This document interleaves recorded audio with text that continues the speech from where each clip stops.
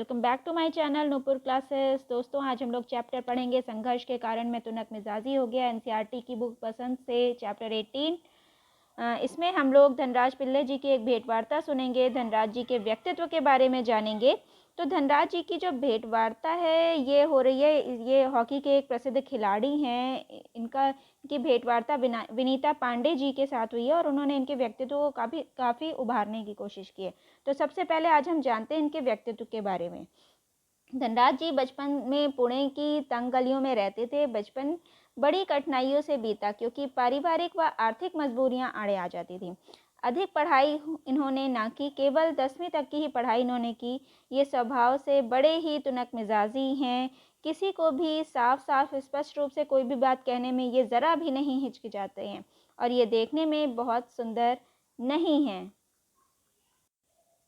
दोस्तों, अब इन्हें जो इनकी माँ से प्रेरणा मिली उसके बारे में हम जानेंगे कि धनराज ने अपने जीवन में अपनी माँ को अपनी प्रेरणा शक्ति माना है। उनका मानना है कि उनकी माँ सभी भाई बहनों में अच्छे संस्कार उनकी माँ ने ही डाले थे और उनका ये भी मानना था कि उनकी प्यारी माँ भाई बहनों में को अच्छी अच्छी बातें सिखाती थी। वे अपने आप को माँ का करीबी समझते थे।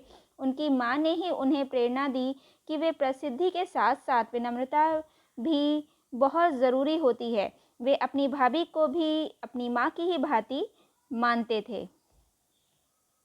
दोस्तों, अगर हम धनराज जी के स्वभाव की बात करें तो वे मानते हैं कि उनका स्वभाव तुनक मिजाजी है क्योंकि उन्होंने जीवन में सब कुछ बहुत ही मुश्किलों से प्राप्त किया है। वे नरम दिल के इंसान हैं।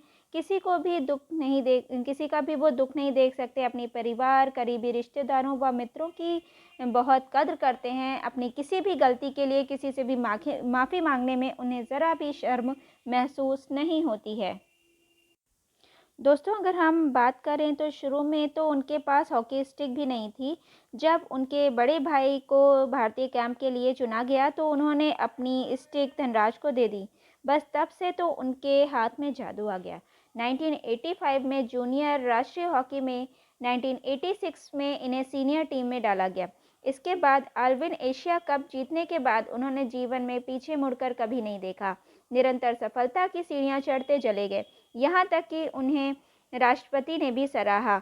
कई फिल्मी सितारे भी इन्हें बहुत पसंद करते हैं, जैसे कि जैकी श्रॉफ, प्रेम चोपड़ा आदि। दोस्तों, सन 1988 में इन्होंने दिल्ली में नेशनल में भाग लिया था। तो पहली बार इन्होंने स्ट्रेटो टर्फ देखी थी। मतलब ये एक कृत्रिम तरह की घास है। इनके कोच सोमशय और कार्बोल्हो एस्ट्रो टर्फ पर खेलने के तरीके बताते रहे और ये विज्ञान की तरक्की के बारे में सोच रहे थे कि कैसे कृत्रिम घास बनाई गई है। दोस्तों, विनीता पांडे जी की अगर बातों पर हम ध्यान दें तो वो उन्होंने बताया है, जब धनराज जी से उनकी भेंट वार्ता हुई, कि वे ये अत्यधिक साधारण परिवार से संबंध रखने वाले थे। इतनी प्रसिद्धि पाने के बावजूद भी इनकी आर्थिक स्थिति अच्छी न थी। ये आम लोगों की तरह ही लोकल ट्रेन में यात्रा करते थे। एक बार तो एक पत्रकार ने रेलवे स्टेशन पर इनकी फ़ोटो खींचकर समाचार पत्र में भी छाप दिया कि हॉकी का सितारा पिले अभी भी भारत के लोकल ट्रेनों में सफ़र करता है।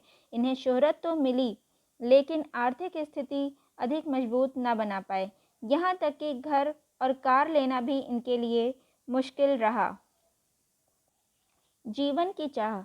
दोस्तों, अगर हम इस चैप्टर से समझें, इस पार्ट को समझें, तो अब हम देखेंगे कि वो जीवन की चाह उनके मन में कैसे थी। कि इनके जीवन की यह चाह थी कि इन्हें लोग इनकी सूरत की वजह से नहीं, बल्कि इनके खेल के कारण इन्हें पसंद करें। ऐसा होने पर इन्हें अपार खुशी मिलती थी। ये सदा अपने देश के लिए ही खेलना चाहते थे। धनराज पिल्ले जी के व्यक्तित्व के बारे में जानकर दोस्तों आपको कैसा लगा? और सबसे बड़ी बात कि विनीता पांडे जी ने इनके साक्षात्कार, इनकी भेंट वार्ता को कितने अच्छी तरीके से इस पाठ में प्रस्तुत किया है। आप लोगों को इस पाठ को पढ़ के बहुत अच्छा लगेगा। मैंने एक संक्षिप्त रूप में आपको इससे परिचित कराने की कोशिश की है, इस साक्षात्कार से। अगर आप लोगों को ये पार्ट अच्छे से समझ में आ गया हो और ये भेंट वार्ता सुनने में मज़ा आया हो, अच्छा लगा हो, तो प्लीज़